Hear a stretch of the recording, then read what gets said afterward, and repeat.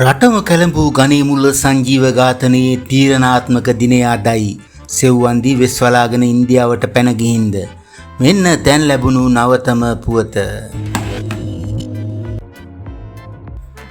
අපරාධ කල්ලි නායක ගණේමුල්ල සංජීව ඝාතන සිද්ධියට අදාළව රක්ෂිත බන්ධනාගාර ගත කර සිටින සැකකරුවන් 9 දෙනා සම්බන්ධ නඩුව අද දින ස්කයිප් තාක්ෂණය ඔස්සේ කැඳවීමට කොළඹ ප්‍රධාන මහේස්ත්‍රාත් තනූජා ලක්මාලි මහත්මිය නියෝග කර තිබෙනවා.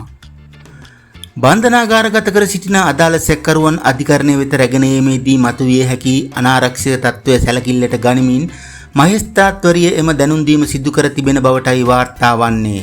මේ අතර ඉසාරා සෙව්වන්දි නැමැති කාන්තාව ඉන්දියාවට පලා ගොස් ඇති බවටත් බොහෝ තොරතුරු හුවමාරු වනවා. මේ හේතුවෙන් ඇය සම්බන්ධයෙන් වැදගත් තොරතුරු ඉන්දිය ආරක්ෂක අංශ වෙත ලබා දීමට ශ්‍රී ලංකා පොලිසිය පියවරගෙන ඇති බවටයි වාර්තා වන්නේ.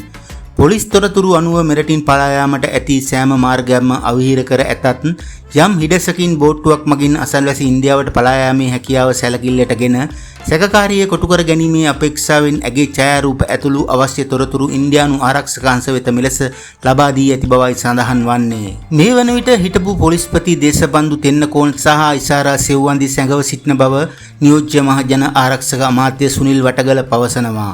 ඔවුන් පිළිබඳ තොරතුරු තමන් සතු ඇතැයිද නියෝජ්‍ය ඇමතිවරයා ප්‍රකාශ කර තිබෙනවා.